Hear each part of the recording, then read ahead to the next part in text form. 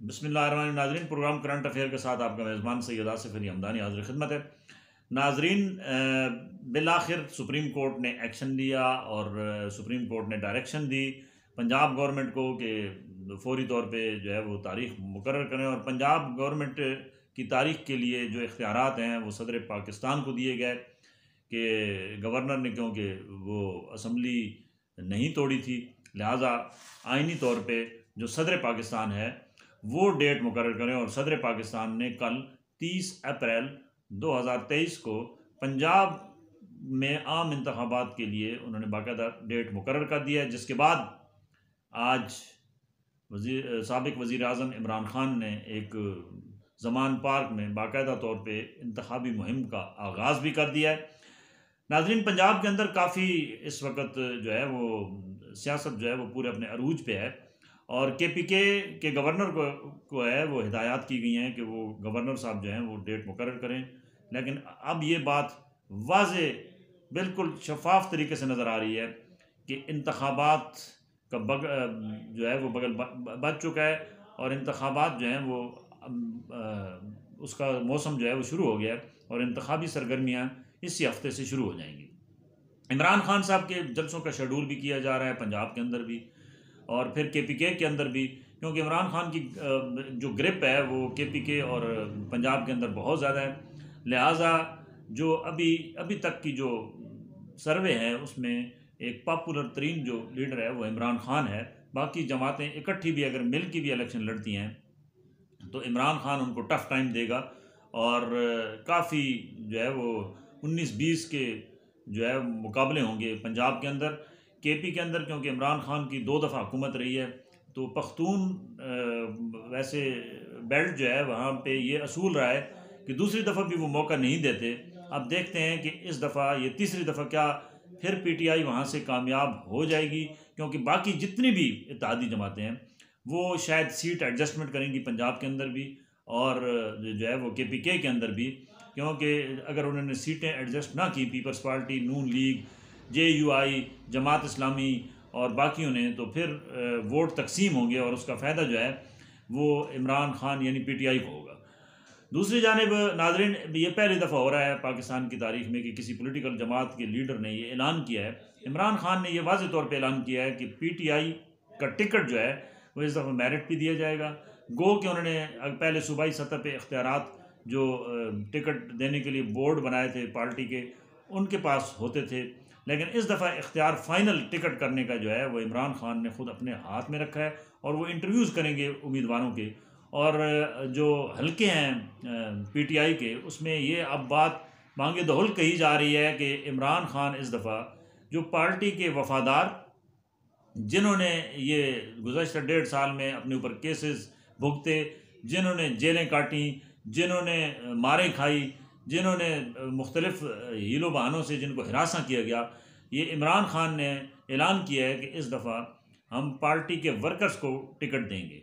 अगर ये बात बिल्कुल वाज़ेह तौर पे अगर सरमायादार और जो जागीरदार जो वडेरे हैं उनसे हटकर अगर ये टिकट की तकसीम इमरान खान अगर करने में कामयाब हो गया तो ये एक बिल्कुल आने वाले जो इलेक्शन के बाद की सूरत हाल है उसमें बड़ी अच्छी एक नेक शगुन ये साबित होगा कि यंग बिल्कुल एनर्जेटिक जो हैं वो असम्बली में पहुंचेंगे। अगर वो असम्बली में पहुंचते हैं तो वो डिलीवर करने का हिम्मत और हौसला भी रखते हैं, क्योंकि नौजवानों का आगे आना चाहिए इस मुल्क का, क्योंकि जितने बाबे थे उन्होंने बेड़ा गर्क किया है, उन्होंने इस मुल्क के ऊपर तजर्बे किए हैं और उनके तजर्बों से सिर्फ उनके ख़ानदानों को ही फ़ायदा हुआ है, जो कि करप्शन की सूरत में उन्होंने करोड़ों रुपए अपनी तिजोरियाँ भरी हैं। इस मुल्क के लिए कोई कुछ करने में कामयाब नहीं हो सका। तो नौजवानों के अंदर एक हिम्मत भी है और हौसला भी है और इमरान खान के वो बिल्कुल चट्टान की तरह इमरान खान के साथ खड़े हैं। दूसरी जानिब जितनी बाकी पॉलिटिकल पार्टीज़ हैं उनको भी चाहिए कि वो अभी ख़ानदानी और मौरूसी सियासत से निकल कर वो पार्टी वर्कर्स को अहमियत दें और कोशिश करें कि पार्टी वर्कर्स, क्योंकि सरमाया होते हैं किसी भी पार्टी का, तो उन पार्टी वर्कर्स को जिन्होंने कुर्बानियाँ दी हैं, जिन्होंने जेलें काटी हैं, जिन्होंने मारें खाई हैं, वो उनका हक बनता है कि उनको मेरिट पे टिकट दें ताकि असम्बली के अंदर वही लोग पहुंच सकें जो पार्टी मंशूर के मुताबिक इस मुल्क के अंदर, क्योंकि इस वक्त बहुत सूरत हाल इंतहाई मुआशी, समाजी, सियासी, हर महाज पे पाकिस्तान को इस वक्त बड़े चैलेंजेस का सामना है। और इन चैलेंजेस से निपटने के लिए ज़रूरी है कि हेल्दी और नई जो क़यादत है वो सामने आए, और एनर्जेटिक किस्म के लोग जो हैं वो अपना रोल प्ले करें सियासत के अंदर, और मुल्क व कौम की खिदमत के लिए जो है वो आगे बढ़ें। नाजरीन, दूसरी जानिब जो है ये भी इतलात आ रही हैं, क्योंकि अब IMF से किस्त भी हमारी जो है वो भी इल्तवा का शिकार हो गई है। हालांकि कौम के ऊपर ये तो बिल्कुल हुकूमत जो मौजूदा है ये तो IMF के आगे लेट गई है। इसने कौम के ऊपर अरबों रुपए के जो है वो नए टैक्स भी लगा दिए हैं। महंगाई का जो है वो 42 इशारिया कुछ पे महंगाई का जो है वो इस वक्त तूफ़ान जो है वो पहुंच चुका है। डॉलर जो है वो एक दिन में 19 रुपये चढ़ा है, और अब वो तकरीबन 280 के करीब, और ब्लैक में 300 तक भी जो है वो डॉलर ख़रीद फ़रोख्त हो रही है। दूसरी जानिब पेट्रोल की कीमतें भी आसमानों को छू रही हैं। रमज़ान शरीफ भी सर पे है, और लोग जो है वो अशिया खुर्दनोश वो ख़रीदने से भी लोग जो हैं वो बेचारे परेशान हैं कि उनके पास इतने वसाइल नहीं हैं। गरीब के लिए एक जो रमज़ान के करीब करीब जो है वो हर हुकूमत ने हर दौर में जो है वो सस्ते बाज़ार और यूटिलिटी स्टोर्स का जो एहतमाम हर हुकूमत करती रही है, इस दफ़ा उसमें भी यूटिलिटी स्टोर्स के अंदर अव्वल तो वो जो सस्ता 300 रुपये वाला घी है या जो आयल है वो नायाब है, काफ़ी अरसे से आटा नायाब है, इसी तरीके से चीनी नायाब है। तो यही 3-4 चीज़ें थी जिसके ऊपर गवर्नमेंट ने सब्सिडी दी हुई थी। ये तो पूरे मुल्क के अंदर महीने से ऊपर होने वाला है कि ये चीज़ें पूरे मुल्क भर के यूटिलिटी स्टोर हैं उनसे गायब हैं। और अब ये भी परसों एक नोटिफिकेशन हुआ है कि यूटिलिटी स्टोर के अंदर भी इन चीज़ों की जो कीमतें हैं उसमें होश शरबा इजाफा कर दिया गया है। तो अब गरीब की आस उम्मीद ये भी ख़त्म हो चुकी है कि वो यूटिलिटी स्टोर से या सस्ते बाज़ार से जाकर सस्ता आटा या चीनी घी ख़रीद सकेगा। नाज़रीन, ये इस मुल्क के साथ बहुत बड़ा अलमिया रहा है कि यहाँ पे जो अशराफिया है उसने सिर्फ डडोरा पीटा है कि ख़जाना खाली है, जबकि अशराफिया उसी ख़जाने से हाथ साफ़ करता रहा है। और अशराफिया का इतना मजबूत नेटवर्क है, उसमें मुख्तलिफ़ कैटेगरीज़ के लोग शामिल हैं, पॉलिटिशियंस हैं, इस्टेब्लिशमेंट है उसमें, और मुख्तलिफ़ जो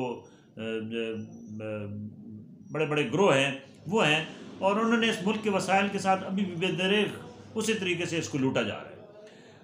बहुत बड़ी फौज मौज है वज़रा की, मुशीरों की, और उनके ऊपर डेली बेस पे करोड़ों रुपए खर्च हो रहे हैं, और उनकी जो प्रोग्रेस है वो ज़ीरो है।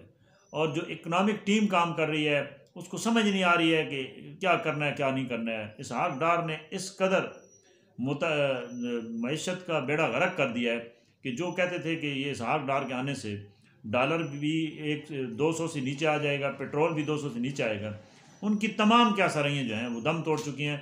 और बजाय नीचे आने के हर चीज़ जो है उसमें डे बाई डे इजाफा हो रहा है।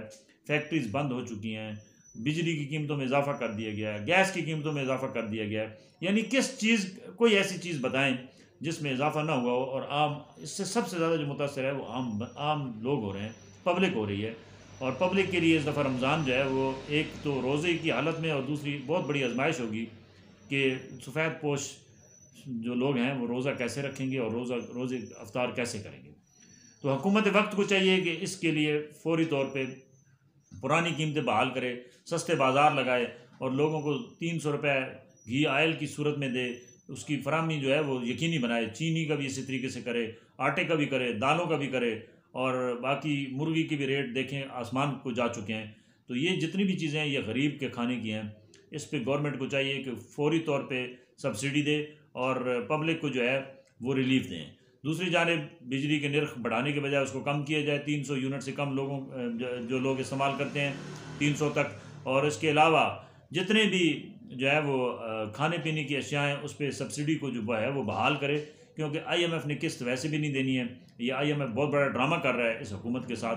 तो बजाय इसके वो ये करे और अपनी जो है वो वफाकी काबीना के अंदर भी 50% जो है वो कट लगाएं, वज़रा को फारिग कर दें, मुशीरों को फारिग कर दें। इनका कोई काम नहीं है सिवाय गपशप करने के और कौमी वसाइल का बेदरीग इस्तेमाल से।